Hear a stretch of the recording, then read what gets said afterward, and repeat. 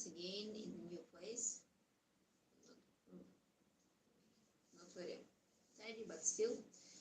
Unfortunately, we have a little child here, so not all rooms are accessible to me all the time. So today's topic will be about general characteristics of psychogenic disorders, or also called neurosis, and general characteristics of PTSD as well. So what it means, psychogenic? Psychogenic means that there was a psychological factor which is at the core and at the reason of a certain disease. And this means that for these illnesses, most of the time, it is enough to resolve this psychological conflict, which made the disorder to appear at first. Such disorders are functional. This means that there is no structural. Let me close the door. There is no structural change in the nervous system, and therefore there are no long-lasting consequences if this disorder is handled in time. But I need you to understand that functional changes and structural changes are usually codependent, and this means, for example, if you have a certain change in the structure, obviously it will change the function of the system of organs, and vice versa. If you have a certain functional change for a very long time, our organism adjusts, and this may lead to the secondary changes in the nervous system, in the structure of the nervous system, and I hope you will understand this. So this distinction is usually needed at the start of an illness, at the start of treatment, if it is started in time. I have talked about the mental trauma. Yes, so once again, stress may be positive when it only enhances our ability to survive and our strength, and over a certain period of time it may turn into distress, and the person cannot compensate and overcome the obstacles they have encountered in their life. And if this state persists for a very long time, the person starts to decompensate and may enter the neurotic stage of the development. Okay, a lot of factors play a role in the psychogenic disorders, ranging from gender, sex, and physiological state to age, sometimes to education if we are talking about the psychological conflicts, because I would say that people who have I would say lower educational level, they are less prone to develop neurotic disorders. Okay. Usually the trauma hits the weakest, or I would say the less resistant point in the nervous system. So for example, if you are very sensitive to the opinions of other people, then the trauma based on this would hurt you very deeply, contrary to the person who doesn't give a thing about other people's opinions, for example. In this regard, people with accentuated personalities, with accentuated traits, usually have less resistance from certain groups of factors, as well as people with psychopathies. Okay, so psychogenic diseases can be divided into acute reaction to stress, neurotic reaction, into neurosis or neurotic disorders, and the difference is in duration of illness between neurotic reactions and neurosis. That's why reaction and osis illness. Also, somatoform disorders, the ones which resemble organic and somatic disorders, but which do not fit usual clinical picture of those. Also, psychogenic or reactive psychosis. So, if the stressor is just extremely strong for the person, sometimes the person passes right through the functional level of the stress and falls into psychosis. But once again, reactive psychosis usually sees very quickly if they are confronted early on. Also, post-traumatic stress disorder, very very popular right now in Ukraine, where I live. So I would be even twice as ready to tell you about this disorder, because I already had some traumas before this mess, and now I have some more. So yeah, this will be very, very interesting. And also psychosomatic disorders, psychosomatic disease. Psychosomatics, once again, resemble somatic disorders, but their last push, their sole reason is psychological conflict, and usually psychosomatic diseases reflect this conflict. So when we are talking about somatoform disorders, they are not full-fledged illnesses. They usually have imitated a symptom of a certain illness, so for example, vomiting, or like casual diarrhea or something like this, but no full-fledged illness. When we're talking about psychosomatic disease, this is, for example, an ulcer, for example, asthma. So there is a full-fledged illness here. So that's the difference. And we'll be talking about those in details soon. Okay, so about acute reaction to stress. The actual symptoms depend on the patient's personality. Usually these reactions last from few minutes to several days. So we are talking about days when we are talking about neurotic reactions. Mental symptoms are reduced, but autonomic disorders last longer. And that's a usual thing because our psyche depends both on the subconscious and conscious part of our brain. And unfortunately, autonomic part is managed by unconsciousness. And therefore, we cannot readjust it too quickly because it is out of our will to do so. So these reactions can be divided even further, depending on the clinical picture. So depressive reactions, neurasthenic reactions, hysterical reactions, psychasthenic reactions, and paralysis of emotions. We have talked about paralysis of emotions when we were talking about all the disorders of mental spheres, so I won't be tackling it here. But about other ones, we'll talk. So about depressive reactions, they develop from 1 to 2 days following a psychic trauma, so there is a clear link to psychic trauma. Also, once again, I remind you about all neurosis. So usually in neurosis, there is intact critics. So the person understands that what is happening to them is not normal. It doesn't happen to other people occasionally, and they should seek help. Usually they do not feel good from these disorders. So that's a critical attitude. Okay, so usually people who develop depressive reactions, they have melancholic type of nervous system. Their mood worsens, stillness appears, so all the symptoms of depressive syndrome are here. I wouldn't be talking in details about the depressive syndrome here, because I'll be talking about depressions and manias much more focusedly based when I will be talking about bipolar disorder, where these symptoms are much more pronounced. Here, just remember that we have depressive syndrome, and in depressive reactions, it is there, paired with other symptoms which I name you here, such as duration and connection to the psychic trauma. Also, suicidal acts are usually rare, but it can come to it. But most people in the depressive reactions, they say that, you know, I feel bad today, right now, but I know that it will become better. So they're optimistic about their future. And that's the difference between much more deepened depression. Also, of course, there are autonomic. Also, once again, we were interrupted. Another difference from the endogenic depression, which is not a new neurotic reaction, is that there is also variability of symptoms throughout the day. Usually they are worse in the morning. For this type of depression, and when we're talking about depressive reactions, there is no variability of symptoms. Yes, and other traits, I have talked about those. Okay, now about neurasthenic reactions. So what about those? They have two parts, neuro and asthenic. So neuro means irritability, nerves. Asthenic means weakness. So it is irritable weakness, literally. The person doesn't feel rested if they have they lose their energy very quickly throughout the day. They feel irritable. They're very sensitive to the lights, to the sounds, such stuff. So neurasthenic syndrome here. Okay, it can be divided into two parts. So it can be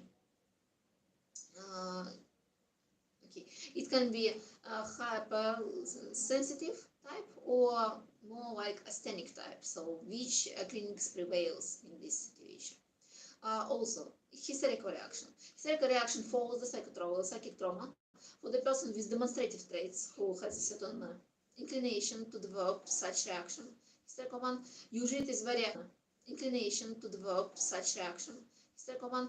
Usually it is very pathetic in its appearance. It is very artistic, theater-like. This reaction only happens when there is a witness to this reaction. So usually the secondary benefit for hysterical reaction is to get out of this conflict via this reaction. And it is usually accompanied by violent emotions and sometimes effectively narrowed consciousness. When there are suicides, usually there's a clear motive for the suicide, like blackmailing, for example. And people with hysterical reactions, they rarely commit real suicides. They rarely die as a result, because usually they do not commit acts of self-harm, so they do not harm themselves lethally. The only cases when the suicide is completed is when it is due to the mistake, and there was this case when there was this guy who liked to put a hysterical reaction at his wife to get something out of her, and so his point was, in order to, like when they had a conflict and she left on the stairs, he tried to hang himself, and he was thinking that she would come home soon and pick him out of the news. But the problem was that while he was suffocating, she started chatting with the neighbor about what has happened between her and her husband. And when she came back, it has already passed like an hour or so, and he was already dead. So it was a miscalculation in his actions. He didn't think at the moment of hysterical reaction that it would have such consequences. But normally he wouldn't want to die. Okay, so here is that. Psychogenic reaction. Psychogenic reaction usually happens in people with a certain, I would say, though some people say that this is the obsessive compulsive type of personality, so very pedantic one, very nervous one, thinking one. Usually this reaction includes anxiety, indecision, inability to cope with the pettiest problems, and there is inability to go on without multiple checks of the correctness of the act.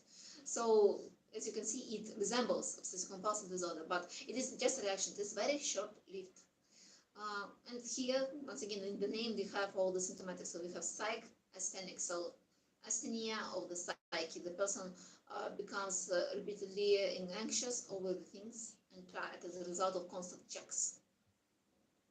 So here is that. Paralysis of emotions, I have talked about this. Okay, so what do we do about reactions? Well, usually they do not require any treatment. Simple psychotherapeutic talk, or even a talk with the person who just supports you during this reaction, is usually enough to help these patients. In some cases, we may administer sedatives, vegetable drugs, so only light sedatives, not like benzodiazepines or something like this. Okay, now about neurosis. So neuroses are psychogenically conditioned inverse psychiatric disorders, and usually they have as a clinic emotional instability, increased mental exhaustion, impaired general well-being, and various somatovegetative functions. What is important, they do not change the consciousness, so there is no disorder of consciousness, and there is no change in the awareness of the illness. So once again, the critics is still intact in these kinds of patients.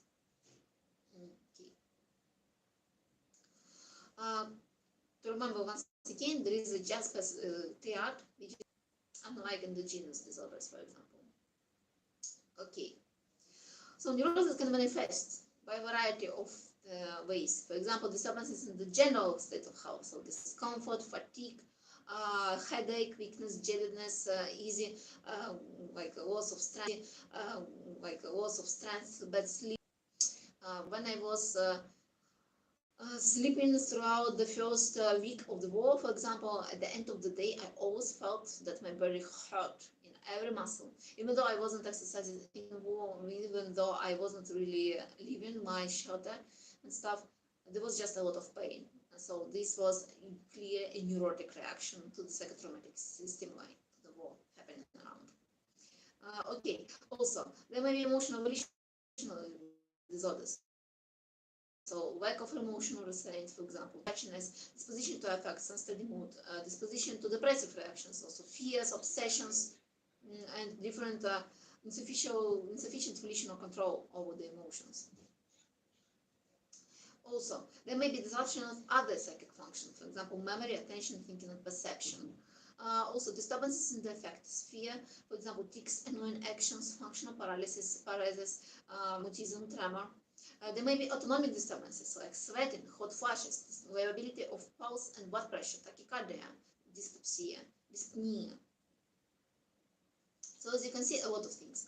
But mostly, neuroses reflect the very same neurotic reactions we have already talked about. So we have neurasthenia, yes, neurasthenic reaction, neurasthenia, hysteria, hysteric reaction, hysteria. Also, neurosis of obsessions instead of psychasthenic reaction. Neurotic anxious disorders, also a part of, I would say, psychasthenic reaction. And also neurotic depression, the reflection of depressive reaction. What is the difference between those?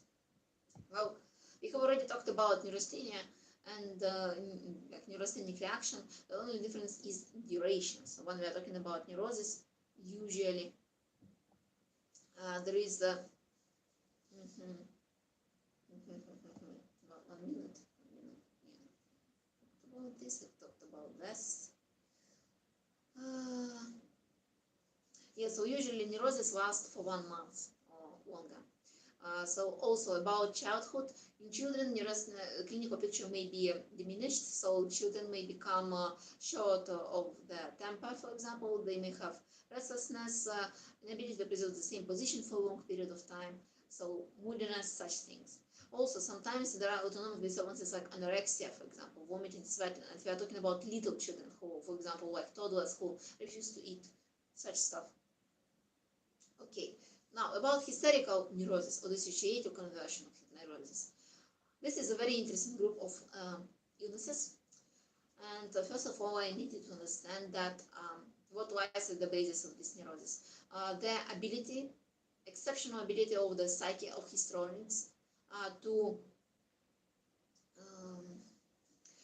repress and to, I would say, force out the certain unpleasant experiences.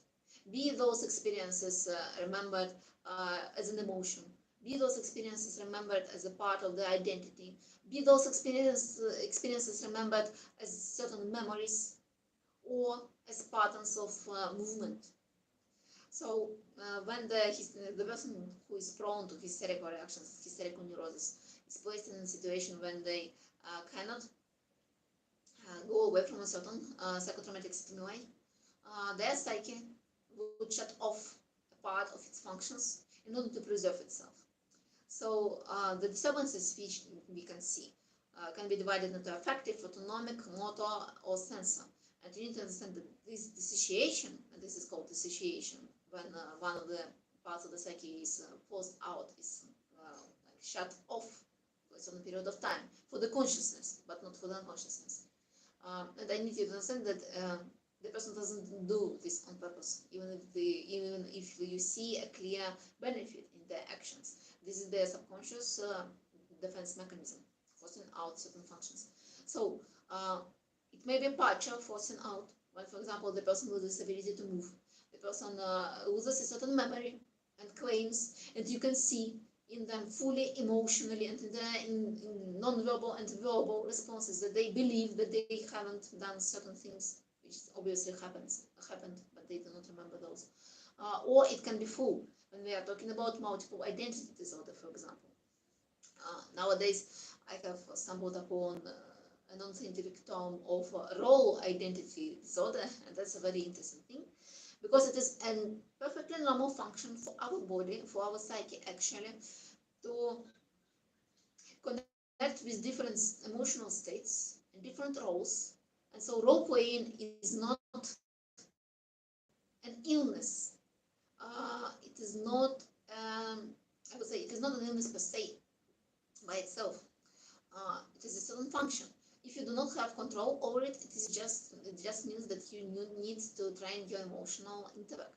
it becomes a problem when paired with other disorders, other disturbances, like in schizophrenics, for example, who not only have chaotic jumping around in states, including empathizing with objects and empathizing with different people who are famous or people they don't even know. But also they have negative symptoms like emotional flatness, they have problems with their thinking, etc. So they have additional symptoms here. I have seen a lot of people with histrionic traits, once again, who were mistaken, who mistook their role-playing skills for changes of their identity. So if you have heard about those guys, there is a subculture of otherkins, and those are people who identify with animals. Sometimes it is regarded as a certain type of multiple identity disorder, but it is not. It is role-playing. It is just that people infuse this process with some certain importance and a new meaning. They say that, no, I'm not role-playing, this is just who I am, this is a part of me, this is a certain identity. And that's true, you can possess multiple identities. The difference between the illness and the person role-playing is that the person role-playing has control over it. They do not have blackouts. They can predict what happens when they are switched to an outer. And the person with multiple identity disorder cannot.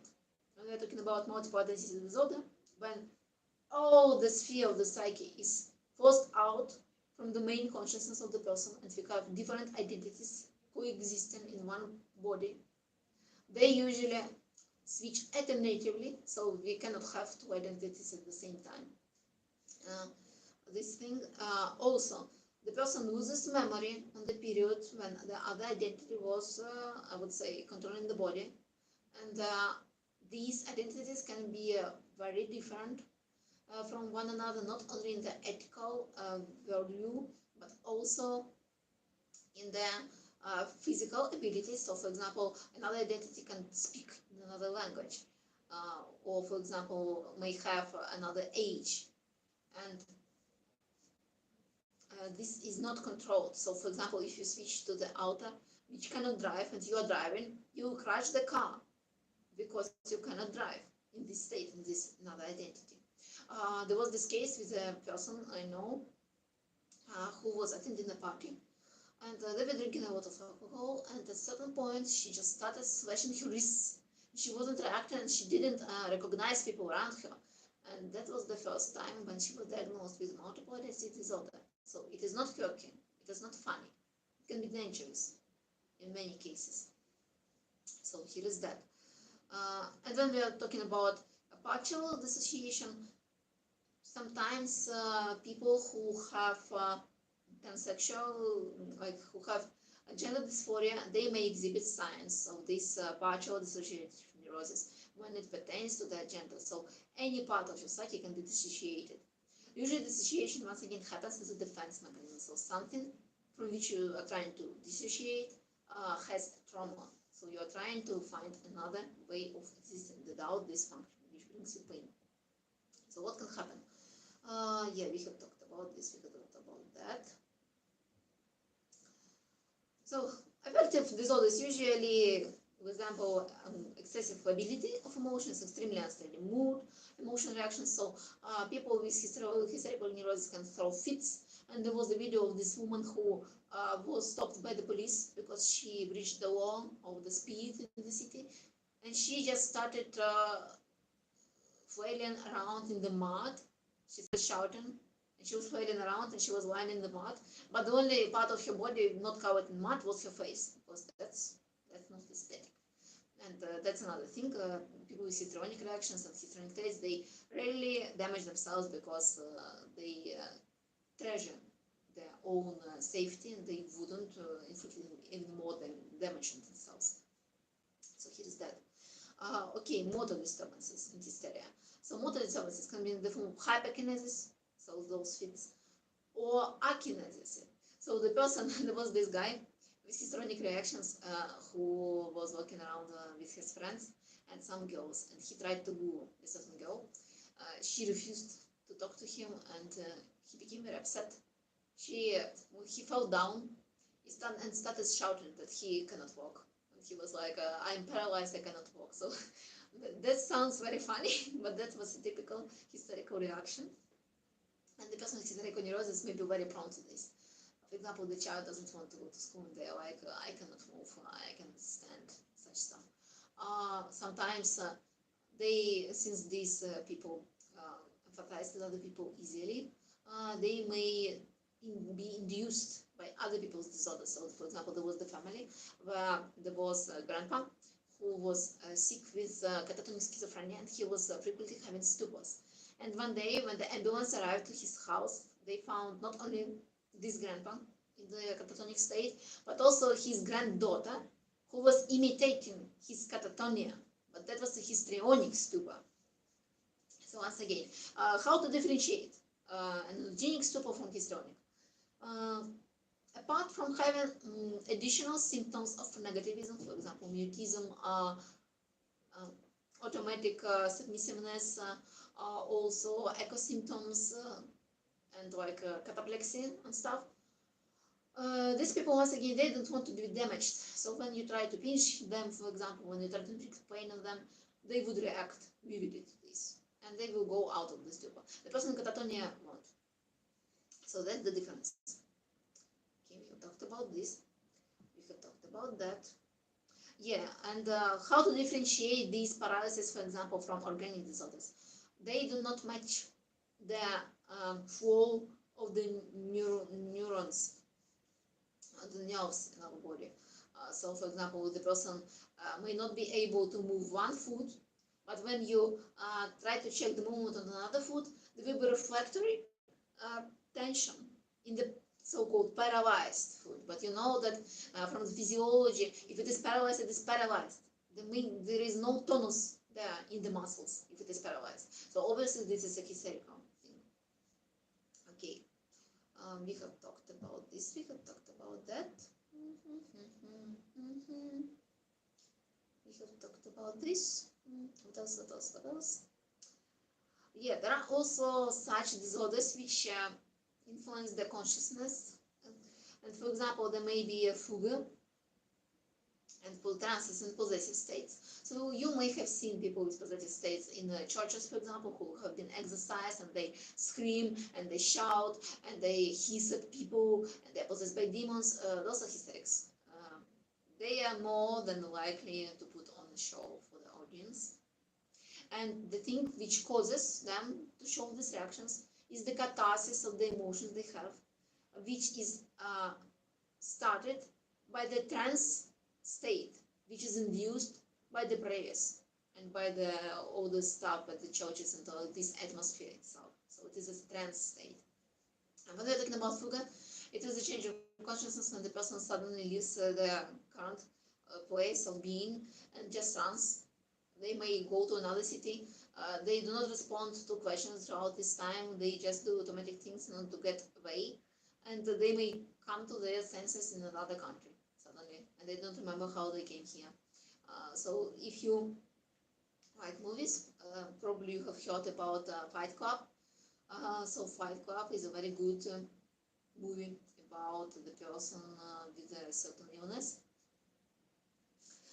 Not necessarily the fuga, but I was very glad to hear that there were certain miniature, I would say traits included in this movie, which hinted at what was happening, including like family and stuff. And these traits are rarely lightened up in the movies when talking about dissociative disorders. Okay. So about conversion. Conversion means that the psychological symptom becomes somatized and it converses to a physiological symptom. But there is a very clear psychological link here.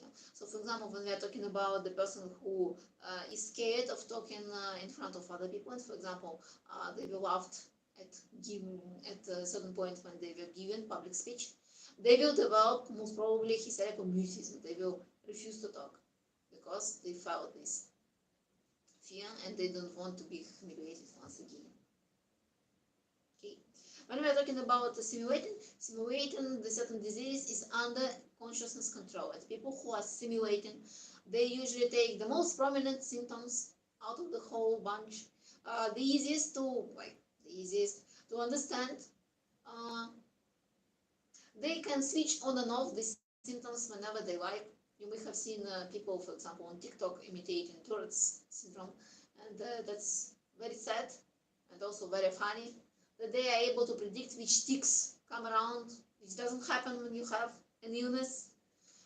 So this thing, you may have understood that I don't really like people who are simulating. I have seen a bunch in my life. I don't appreciate this way of solving your problems. Okay, so here is that.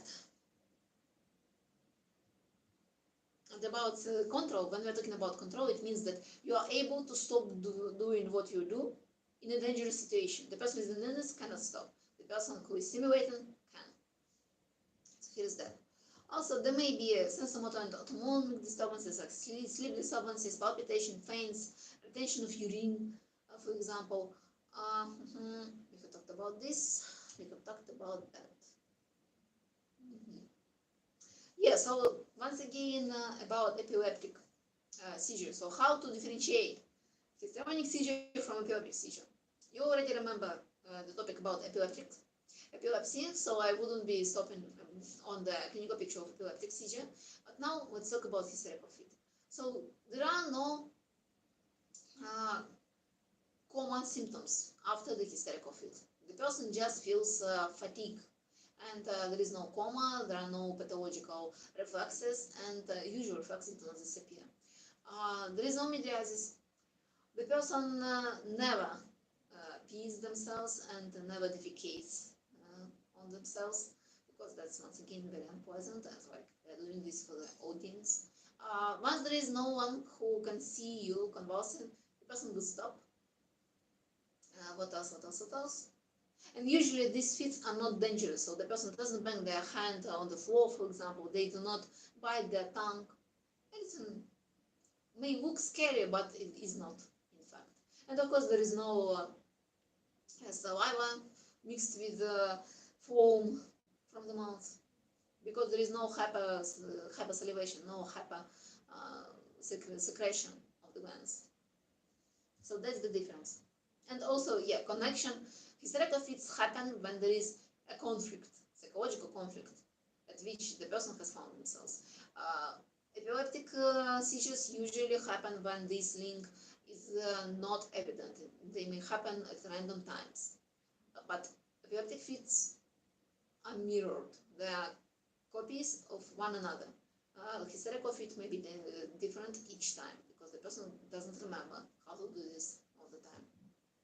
Okay, we have talked about this. Okay, now, obsessive neurosis. So, to remember how obsessive neurosis manifests itself, I would like to propose like an anagram. So, phobia written with an F at the start. So, F, so F stands for fear. So we have phobias in obsessive neurosis.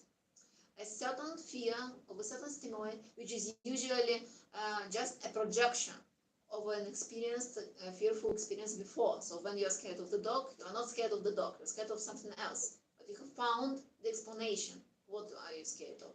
The dog. Then we have fear, so like phobia. So then we have compulsion.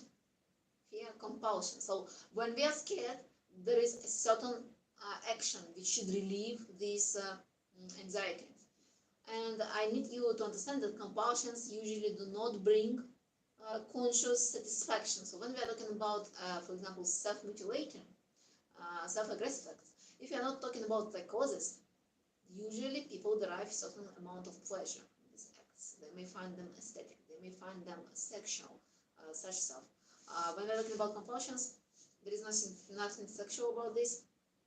The person just does this over and over and over and over again, and when in hopes that this would relieve the anxiety. At least this energy from the anxiety, from the fear, would go into this movement. For example, of me constantly washing the like my hands, or for example, constantly knocking on the wood. But it doesn't bring you satisfaction. It doesn't bring you pleasure. it should bring you peace, because somehow, when your brain has linked this ritual with the disappearance of your anxiety, of your fear. But this anxiety probably disappeared by itself, and now the ritual doesn't work, so you should repeat it over and over and once again and once again. Maybe it would work. So that's how it is developed. Okay, then comes B, obsession. So when we are talking about obsessions, those are thoughts, recurrent thoughts, which are usually unpleasant once again for the person, but they just cannot stop them from coming. And there, I would say, the most interesting part is the more you try to suppress those impulses, the harder it becomes to actually to get rid from those. So the best you can do when you have a compulsion, when you have a certain thought, is not to suppress it. You can change the compulsion to something more. For example, if you have like aversive compulsions, like some strange movements of your head, like joking, like stuff, do not be shy about those. You may joke that you are dancing, and you may try to turn it into dance. So that way you still release this energy, and it wouldn't be as awkward. But the awkwardness, once again, starts with our own view of the illness. Okay, then comes anxiety. The last word, the last letter, so A, anxiety. Anxiety is a non-concrete fear. You don't know what is scaring you, but you just feel very on edge all the time.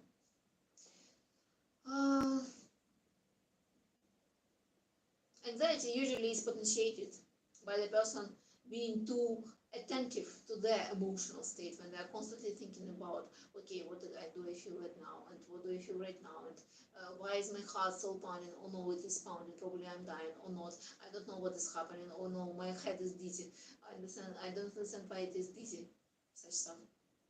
So what you want to do when you have these symptoms is to avert your attention to something else, not to notice these symptoms. I'll be talking about those in a minute, what you can do. Okay, so neurosis of obsessive states includes phobic anxiety disorders such as agoraphobia, social phobia, specific isolated phobias, and other anxiety disorders. Agoraphobia is the fear of the open spaces. So people, there was this case of a man who was scared of going out of his home because he thought that he would die outside, and he died under the roof of his house when it broke down and just killed him on the spot. So maybe he should have went out sometimes. Also, social phobias. Social phobias mean that the person is scared of certain social situations. For example, flushing in front of other people, being humiliated, being laughed at, giving public speech, such stuff. Isolated phobias means that there are specific stimuli causing the fear. And other anxiety disorders include panic anxiety, like panic attacks, and generalized anxiety disorder. Okay, I have talked about all of these. So, examples of obsessive thoughts may include not just the idea that I would get cycles, for example, from touching everywhere, or for example, that something horrible will happen unless I put the t-shirt on for 30 times. They may include, for example, a wish to have sex with your grandmother, for example. Or, for example, an idea to hurt little children, such stuff. And it is by the reaction on this thought that we determine that the person is probably neurotic and not psychotic, because sane people will be disturbed by this thought. Even though there is nothing actually bad in thinking about something. The problem starts when you start acting upon certain thoughts. But thought crimes are not prohibited, at least as for now. Okay, so what else? I have talked about this. I talked about that. Yeah, so the problem with neurosis, since those are illnesses, that these constant obsessive thoughts and compulsions take up too much time of the person. So they are unable to work, they are unable to do their hobbies, they are unable to relax. They do not leave their house, for example. And I will also, I will leave in the description the link to the song of Sparks. If I remember it, it's Its name Existential Fear, something like this, and it is a short video containing all the fears you can think of. Very, very clever and good video. Okay, so compulsive actions never occur in the anxiety state, so there is always a certain obsession leading to compulsion. Sometimes they can be isolated and asymptomatic, like motor disturbances, things like tics, blinking, moving of the arms. Okay. There may be also mental chewing, thoughts, and mostly compulsive actions, obsessive rituals, or mixed ones. So we can have parts of those syndrome, or we can have it together. The cause of obsessive compulsive neurosis is chronic, but what it means? It means that you always have an ability to develop new compulsions. You always have an ability to be prone to obsessive thoughts. Once again, if you are under a correct, adequate therapy, it is possible for you to avoid exacerbations of this state, to avoid a new stimuli and this stuff. But you shouldn't be surprised or scared that you may get new episodes, because I would say, once again, this is the same thing with anxiety. You become fixated on what you are scared of, and therefore you think more and more about it, and it spoils your life more and more. So you should change your focus of attention to something else. So about panic states.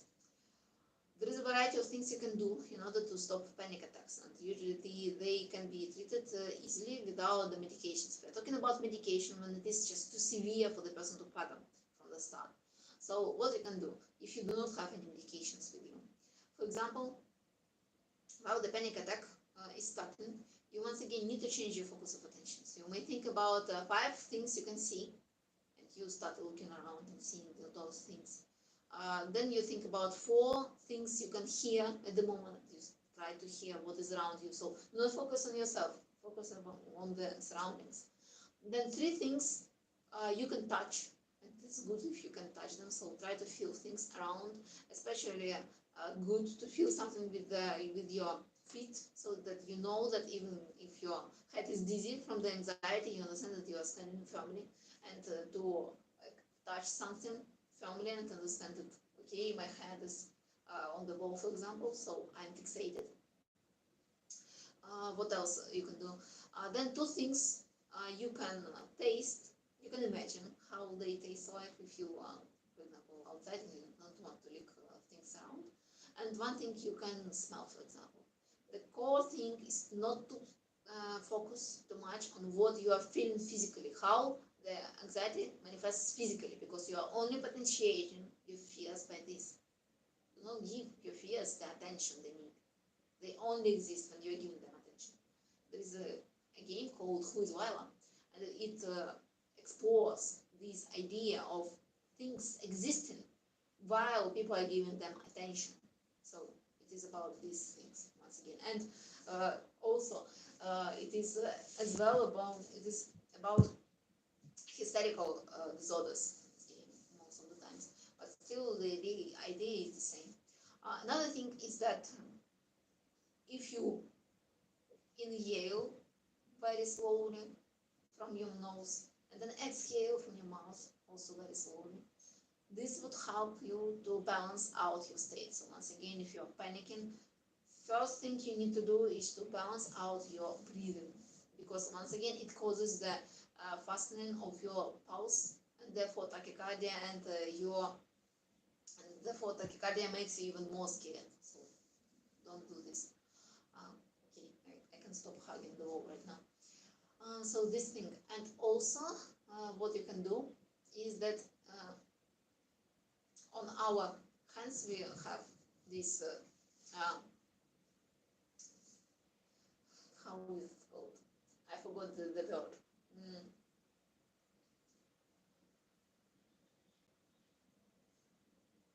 So we have 4 coils of skin on our palms. I hope you understand what I mean by this. And so the idea is that while you are panicking, you should look at the tip of your finger and focus on this coil for as long as you can. Follow it by your gaze as if the whole universe is at the tip of your finger. Nothing else is more important and more interesting at the moment than the tip of your finger. And at first it may be hard. It is very hard throughout the panic attack, for example, to remember that you have these techniques you can use.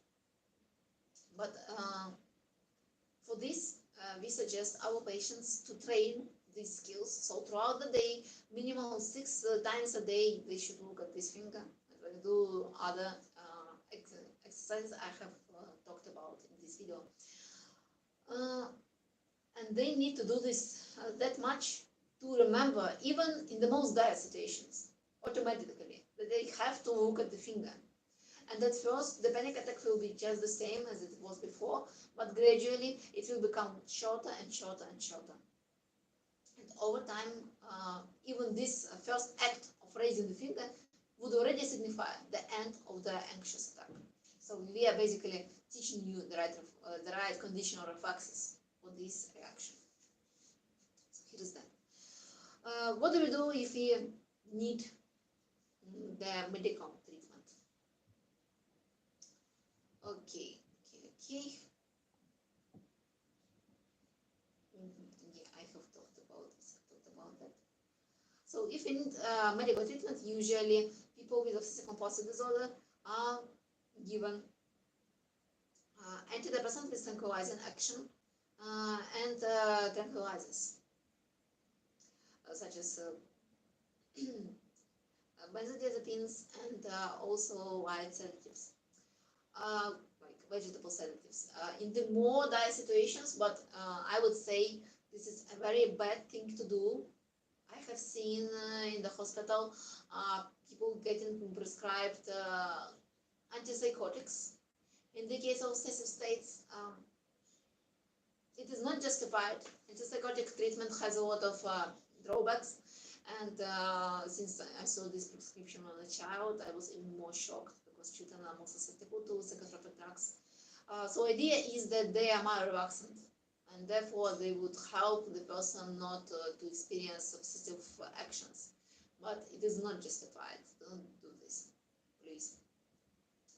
Even though, for example, tics in Tourette's syndrome, and we'll be talking about Tourette's on the later videos when we will be talking about ADHD, it is frequently treated with haloperidol because it reduces the motor disturbances.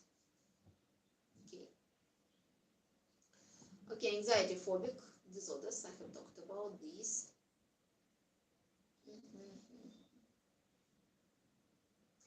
And also the interesting thing about phobias is that, yeah, two more things. From the standpoint of psychoanalysis, phobias are usually connected with the person experiencing a certain emotion but never acting it out. So the person tries to force it down, to repress it, and this causes this anxiety for the person because there is just too much pressure inside of them which cannot be released. About compulsions, they are connected with the inability of the person to decide something, and therefore they may be simultaneously forcing out certain experiences, but also allowing them, but also forcing out, but also allowing them. Yeah, that's obsessions. Yes, and so the person, this obsession returns the more you try to force it out. So sometimes you should just relieve your emotions, your thoughts without judging them, even if you want to have sex with your grandma. Even if. Okay, so I have talked about agoraphobia and such stuff. Yeah, about panic attacks. So I have mentioned them before. What they're actually about. Those are paroxysmal states. So this means that they happen from time to time.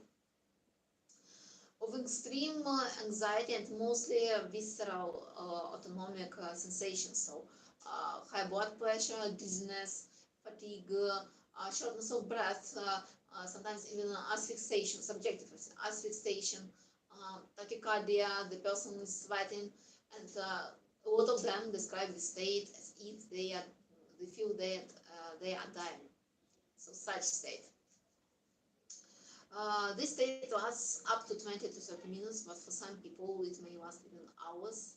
So it is a horrible state, but the main thing is that in panic attacks, there is always a phase when there are no attacks. When we are talking about constant anxiety, but without such heavy autonomic response, it is about generalized anxiety disorder.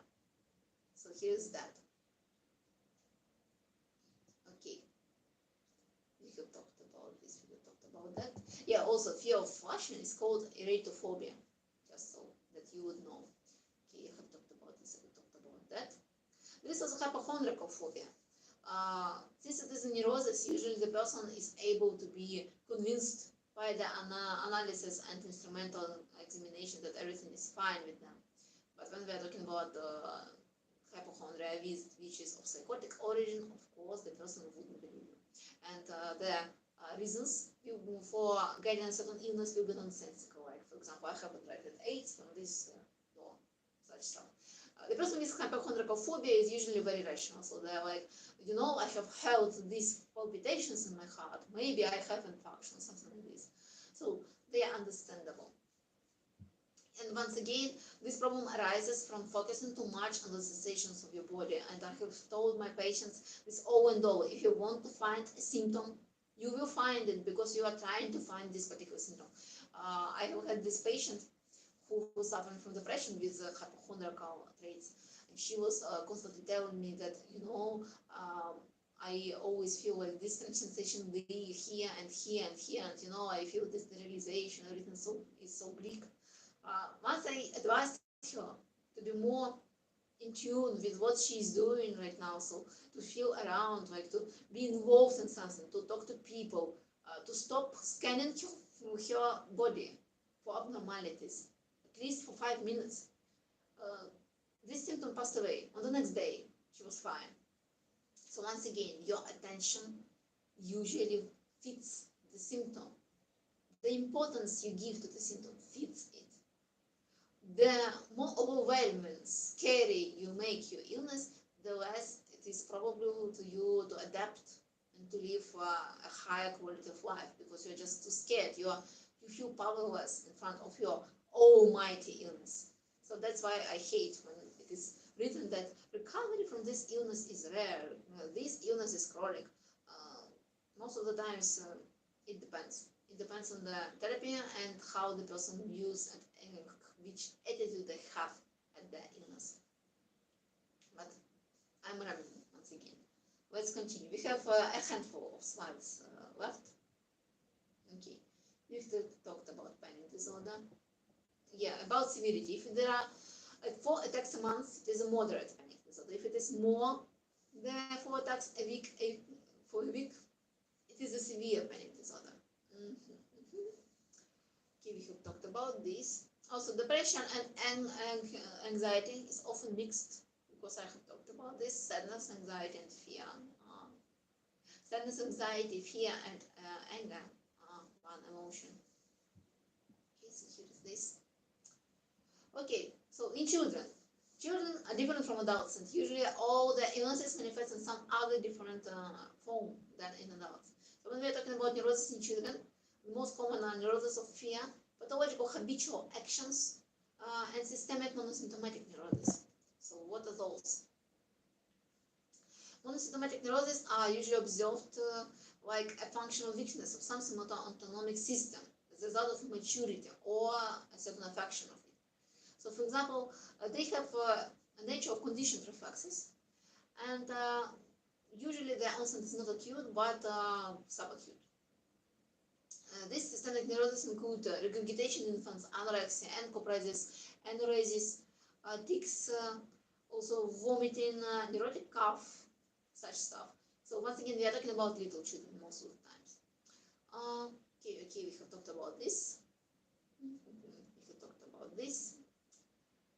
Yeah, also they are seldomly triggered by the psychic trauma. So usually these stem from the immaturity of nervous system. It's just it is hyperreactivity. Okay. Usually children respond very emotionally to these things, especially for enterprises. A lot of children are very shy because of this symptom, and they are not very happy that they have it. I have had this child who refused to defecate because one day she got she defecated herself, and all her clothes were stained, and she was so shocked by this, and she was like 5 years or 4 years, that she stopped defecating at all, because she was just too shy and scared that this would repeat itself. Okay, so sometimes we have talked about this,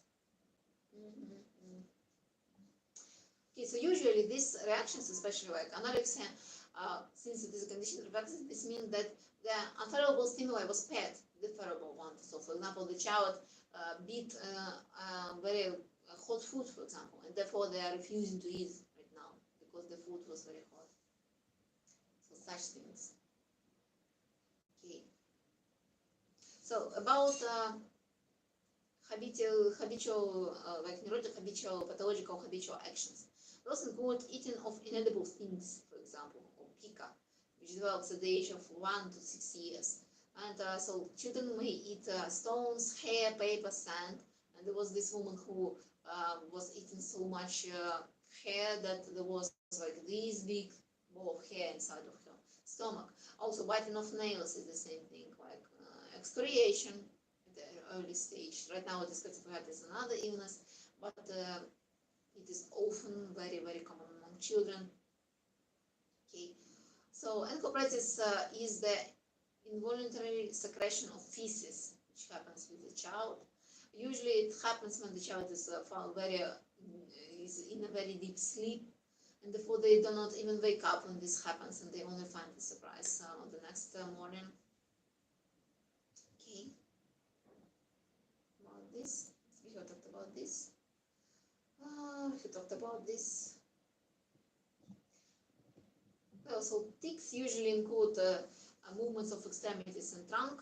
They develop at 7 to 11 years as compulsions, and sometimes those are chewing movement of the mandibles and neurotic cough. There may be also neurotic stammering when there is a disturbance in the rhythm or tempo of the speech, and usually it becomes worse when the person is encouraged to do good. So the person should be relaxed, not do good with this symptom. Okay, we have talked about this. Okay, somatoform disorders. I have talked about this. So these disorders include somatized disorder, undifferentiated somatoform disorder, hypochondriacal disorder, somatoform vegetative dysfunction, and chronic somatoform pain disorder. The main thing is that here the psychological conflict doesn't find any release in usual activity of the person, and therefore it starts manifesting as certain sensations of the body. Because once the person collects all the sensations into one emotion, this emotion is usually unpleasant. So the person like, no, I will split it onto its base structure, and I will not recognize what I feel. And so all the sensations may become very strange to the person. So the person's hypochondriacal disorder doesn't understand what they feel, but they have these sensations all over their body, and they're like, what is happening to me? And that's actually, for example, the fear or the anger being somatized. Okay, I have had somatized disorder once when I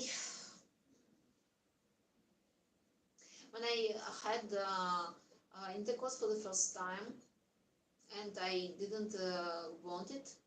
So when I was going home, I felt that my temperature was rising, and I was having a sore throat all of a sudden, and my nose was also stuffed, and I couldn't breathe. So I had all the symptoms of the flu, but no infection, and it all developed so quickly after the trauma. So that is an example of somatized disorder, how our emotions become somatized, basically.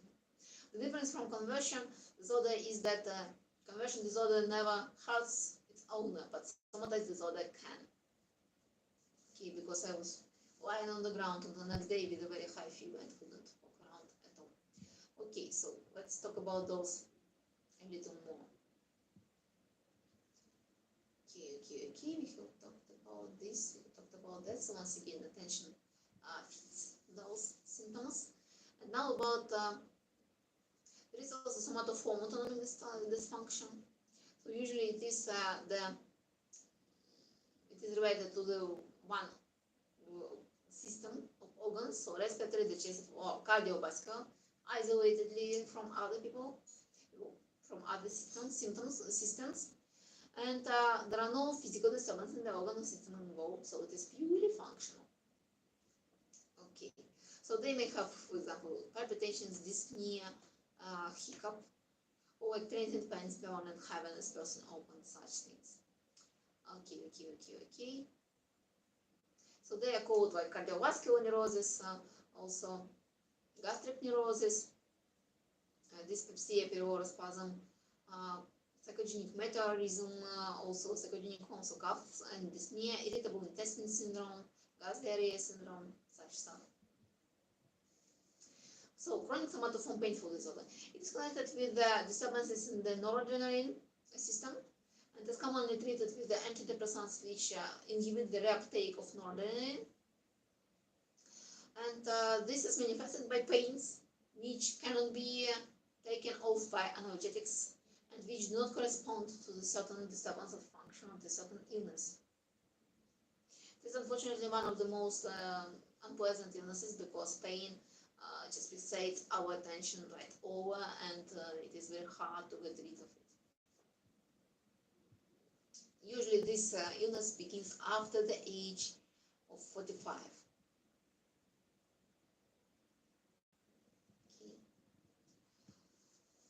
Okay, so what do we do about this and like some somatoform disorders? We should exclude organic cause, we should exclude somatic cause first and foremost, and only then we might conclude that okay, this is because of psychological state. Usually there is a variety of drugs used for these states: tranquilizers, antidepressants, sometimes neuroleptics, and even carbamazepine. Also, there may be somatotropic preparations like calcium channel blockers, beta-brain blockers, hypotensive drugs. Okay. What else?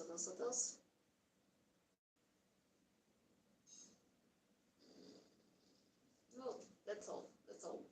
What I needed to tell you right now, because I didn't feel be talking about the treatment on the last lesson, so I don't want to talk about it right now.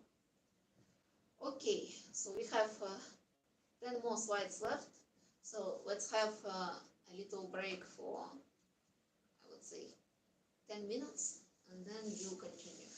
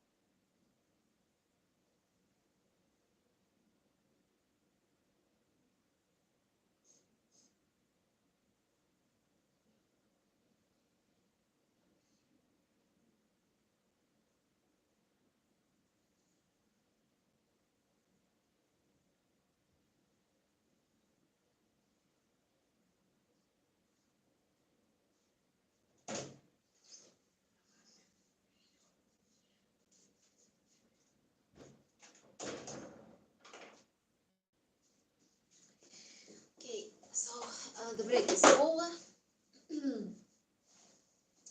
Let's talk about psychogenic or reactive psychosis. So this includes affective shock reactions, and when we are talking about affective shock reactions, we are talking about fight or flight reflex. So the person may fall into the psychogenic stupor. They may become aggressive. For example, there was the case of a woman who was submitted to the hospital after being raped. So she was trying to call the eyes of other people out. She was ripping the clothes on her. She was crying and shouting, and so she was very aggressive. Or the person may, for example, just run away. And in this case, the person may neglect their own safety. So, for example, people who try to run away from the fire in the building, they throw themselves out of the windows, and they do not understand that they will die from this, even more likely than suffocating from the fire. Also, there may be hysterical psychosis, and these are very interesting, so we'll be talking about those in detail in a minute.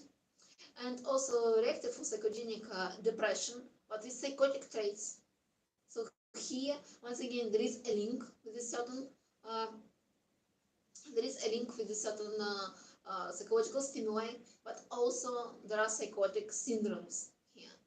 So there may be, for example, hallucinations, or there may be false ideas, but these ideas are always congruent with the mood. So if the person is depressed, they experience their self-humiliating delusions and hallucinations connected with death. For example, my grandmother, who was very old and suffered from senile depression, she constantly complained that she saw her dead relatives. So, because it was congruent with her mood. And also, there may be recurrent dream symptoms, which we will be talking about in a minute. Okay. Okay. What else? Usually, neurotic depressions develop in the people who like to repress their emotions, to like to bottle up themselves, and therefore it just grows on them until it manifests as an illness. This is characterized by the appearance of autonomic dystonic symptoms, sleep disturbances in the form of sleepiness or insomnia, also headache, pains in different regions or in the heart region, and also a few weeks later there is asthenia and blue mood and action sense. Once again, still, people do not access their future as hopeless, so that's another difference. What else? Some of them are able to do activities throughout their homes in order to get away from this pain, but pain is still here. We talked about this as well.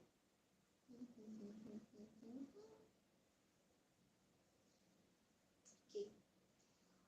There is no hypochondriacal fixation on the sensations, and that's important to differentiate. And also, usually the cause is very wavy, and as a result, sometimes there is a stage of neurotic personality development after that. So, as you can see, the difference from the neurotic reaction is once again the time period upon which it takes place. So it is much longer, 1 month and more. Okay.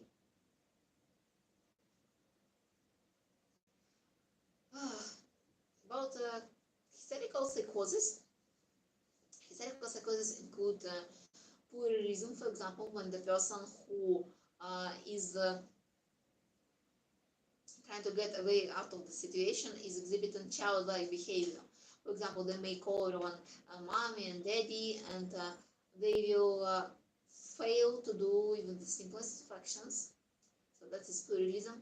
There is also pseudo-dementia. So pseudo-dementia is when the person fails to understand difficult instructions, but is still able to perform difficult actions consciously.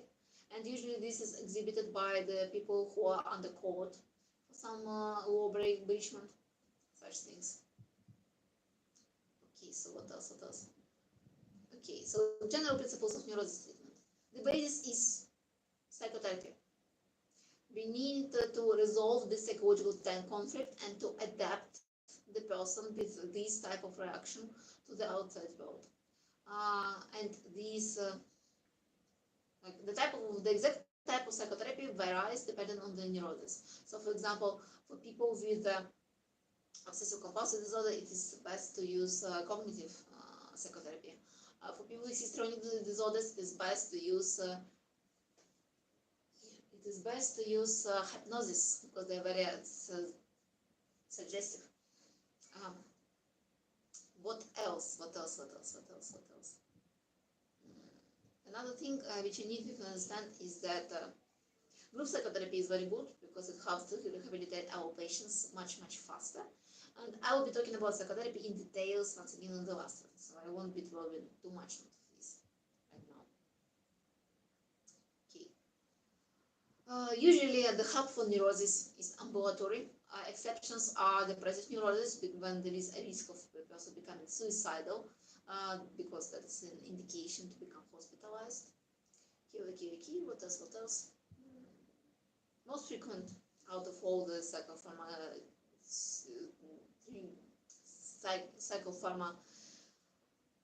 therapeutic medicaments are tranquilizers. I'm sorry for not being too fluent right now, because I'm just too tired from running around fixing stuff. Okay. If you talked about this, we talked about that. I wouldn't be naming drugs here because we will be talking about those in the last lesson.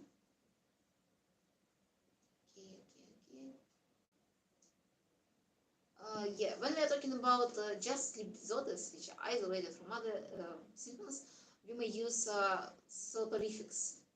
Some of them are benzodiazepine derivatives like triazolam, fluticasone, and there are also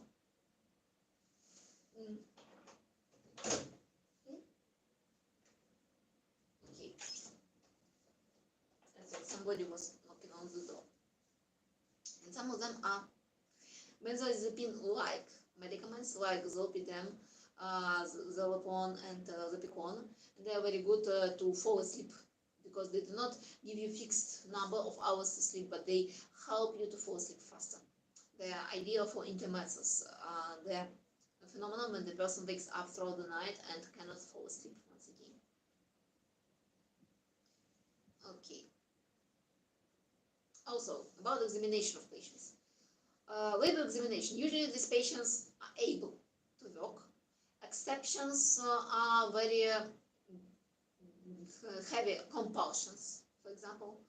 And when we are talking about forensic psychiatric medical examinations, they are sane except for the people who develop psychosis. So shock reactions, psychosis are deemed insane.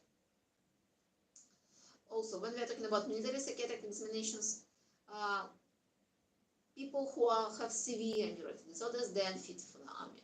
Others are perfectly fit. Psychosis, of course, unfit for the army. Okay, and now let's talk about post-traumatic stress disorder. So why this is a separate illness? Is that because it develops usually not immediately after psychotrauma. It becomes more and more prominent throughout the years after the psychic trauma, so usually up to 6 years. It has a very typical clinical picture, which I will be describing once again further. And also there are very pronounced somatovegetative differences. Okay. Also, the trauma which lies at the core of the disorder is usually severe. It has a direct threat to the person's life, so catastrophes, wars, murder, or like threats of murdering, being captive in terrorist attack, for example, such things. Okay. So how it develops? The person during the traumatic experience, especially if it is prolonged one, like war or like natural disaster, if you cannot be saved, for example, or have been held captive. This produces a big amount of stress. During this war, I have come to the conclusion that average people do not know how to cope with stress, like at all. Basic stuff, they don't know it.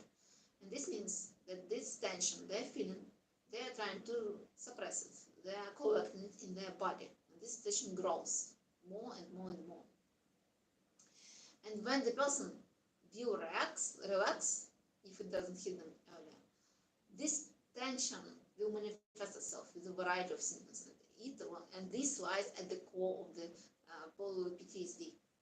Another core thing for PTSD is that the person preserves the patterns which were important for survival during the psychotraumatic experience. So, for example, if you're at the war and you need to defend yourself, you know that you can be killed on the battlefield and you need to act quick and you shouldn't trust just everybody you see. You will preserve this pattern of behavior.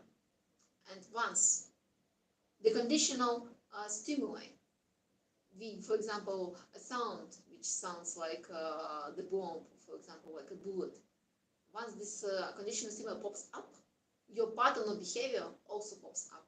And you start acting as if you were like a common problem for a lot of war military veterans, for example. They are unfit to live in the peaceful society. They forgot how to live peacefully. They remember how to react when you are on the war zone, but they do not remember how to live mundane things in routine, for example. Also, the person from these amounts of cortisol in their blood, being constantly in stress and being sensitized to stress hormones, they are very tense and anxious all the time. People anticipate danger, and this takes a toll on them. A lot of people change in their behavior. They become irritable, they become impulsive, they become aggressive after these actions because they're just constantly on this seek out for the danger, even if there is no danger to them. I wouldn't show you here, but I have a knife, for example, which I carry with me, not because of the war, but because of the sexual abuse I have had in my childhood. I do not use it, of course, but just having it with me helps me to cope, and therefore a lot of people from the military also save their weapons with them because they give them the sense of safety, for example. And because of these unconditioned patterns of behavior, sometimes when triggered by something which reminds them of this traumatic experience, these people may lose control of themselves. So once again, they may even become aggressive towards other people, for example, civilians being outside, stuff like this, just because they have these flashbacks. So important symptom is flashbacking. So your memories of those experiences haunt you, not only in your behavior, these patterns of behavior which repeat and repeat when you hear the trigger, but also in your nightmares. I have had nightmares till the time when I have worked on psychotherapy with this issue. I had nightmares of dead children each night, basically. So each night I saw children dying, and that was the reflection of what I have felt during that trauma. And this only stopped when I have worked on the psychotherapy with this issue. So this is an example of flashbacks, and you cannot control them, they just come to you. Sometimes flashbacking can come in the clear consciousness, so you may do your usual job, but then you hear some sounds, and you see this war zone, you see those helicopters, those bombs, you see it once again. So these things, all these changes, this behavior alienates people with PTSD from their families, from their friends. They may feel that they are empty, that they are alone, that they are lonely. And a lot of them refer to the use of substances in order to dull this pain they have endured, to go away from these memories. But once again, it is like, I would say, it is like a hypnotic trance. So you hear the stimulus and you produce a reaction, and they cannot get away from these memories. Working with people who suffer from PTSD, especially for the war veterans, it is very hard and it is very stressful. If you have seen the people who lead these psychotherapy groups, those psychotherapists are insane, like literally you feel that they are very powerful. So it is not for the faint of heart to work with these people. Okay, I have talked about this.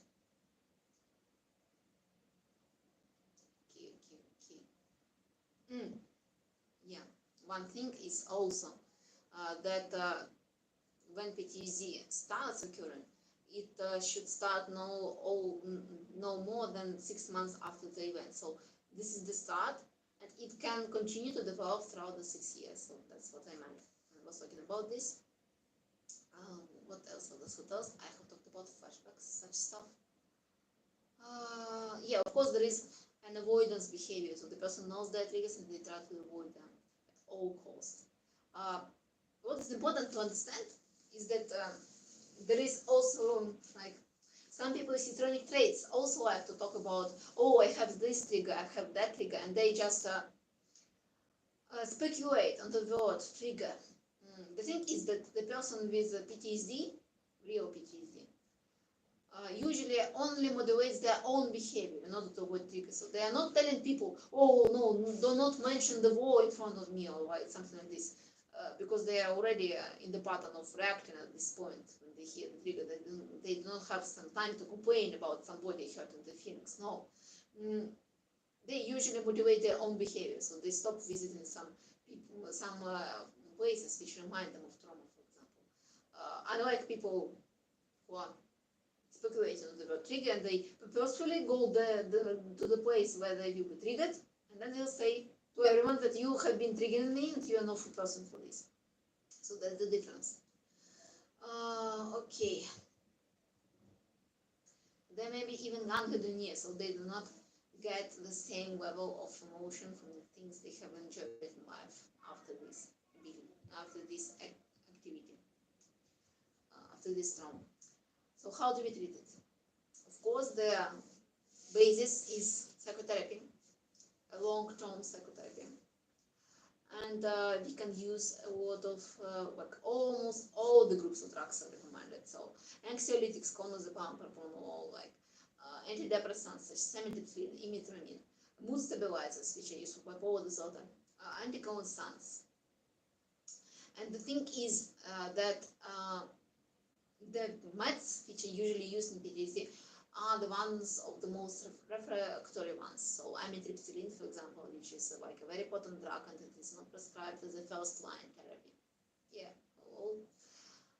Okay. So we have talked about this. We have talked about that.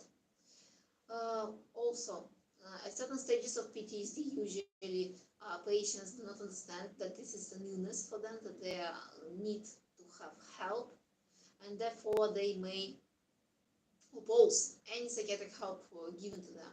It is important for the psychologist who assess the state, or for the psychiatrist, to find the right way to understand the need of this interference in their life, because further it will be much harder to correct something, to rehabilitate such person.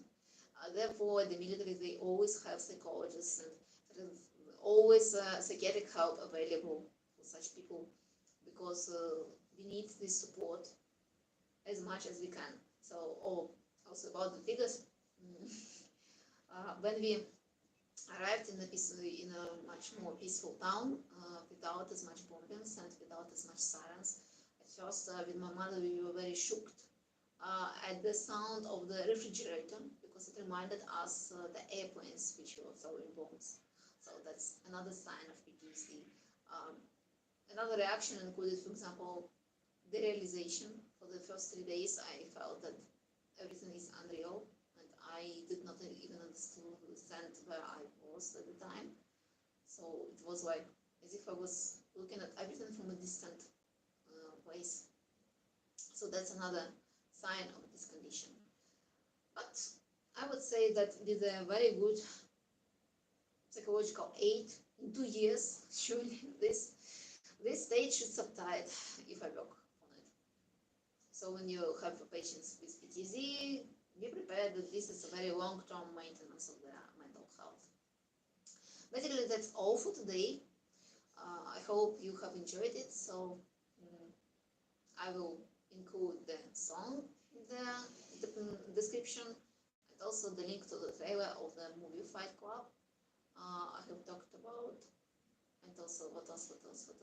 Trailer, Fight Club. Also. There was another thing I needed to include. Let me remember.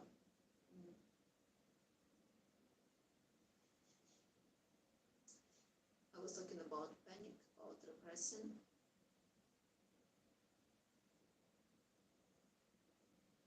I don't remember. Okay, I might look through the video and then I will remember and put it in the description as well.